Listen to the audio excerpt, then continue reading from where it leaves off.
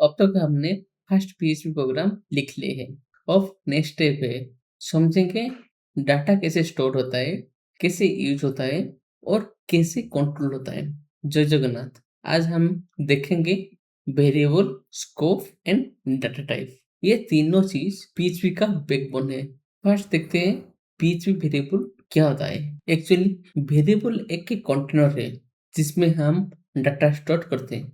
मतलब मान लो तुम्हारे पास एक बॉक्स है जिसमें तुम नेम लिख के कुछ भी रख सकते हो। चलो समझते हैं प्रैक्टिकल से। क्रिएट ए फाइल, फाइल का नाम वेरिएबल डॉट पीएचपी। तो PHP start, PHP and.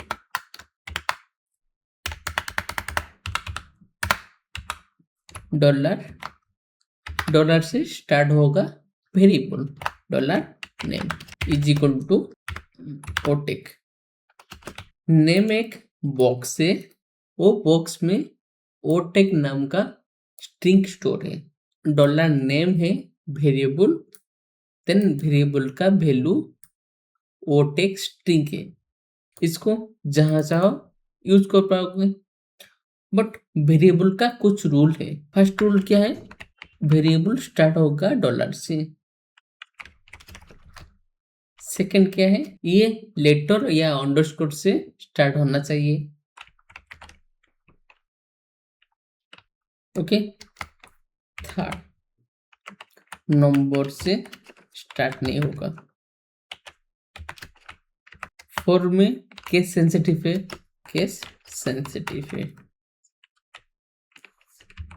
Fifth में वेरिएबल नेम में स्पेस नहीं होगा।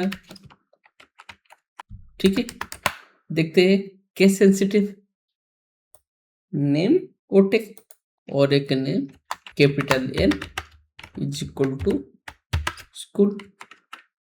ठीक है, इको करता हूँ, echo dollar name concatenate dollar name. ये क्या होगा, URL variable.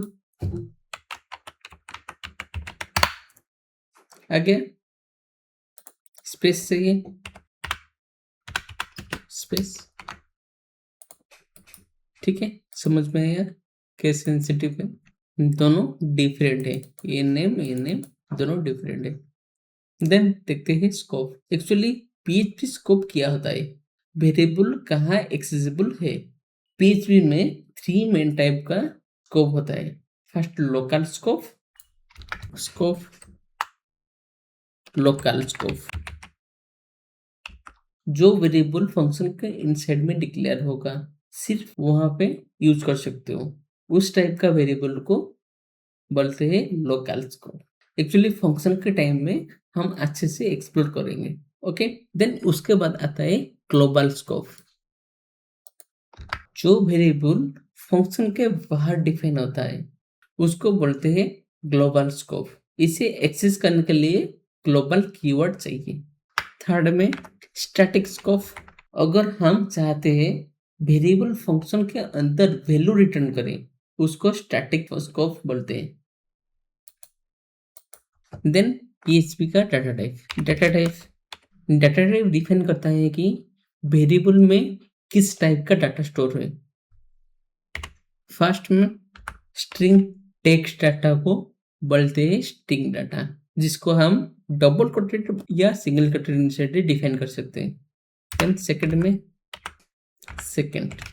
Integer, whole number को बोलते हैं integer type. Example 30, 40, 50 whole number को बोलते हैं इंटीजर। देन थर्ड में आता है फ्लोट, डेसिमल नंबर को बोलते हैं फ्लोट डाटा टाइप, मतलब 80.9, 99.99। देन आता है बुलियन में सिर्फ ट्रू या फॉल्स को बोलते हैं बुलियन डाटा टाइप।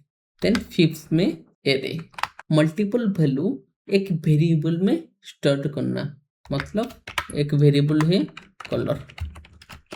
कलर में एरे स्क्वायर ब्रैकेट इनसाइड में स्टोर होगा। रेड एक value, then green separate comma blue. ठीक है। बुलियन होगा ट्रू या फॉल्स, फ्लोट होगा 99.99, integer whole number 20, string text data, ठीक है। देन 6 में आता है null, empty value means null. Then 7 में ऑब्जेक्ट, क्लासिक रीड होता है object, class car, public name, public dollar name is equal to bmd w। Object and array बाद में देखेंगे, ठीक है।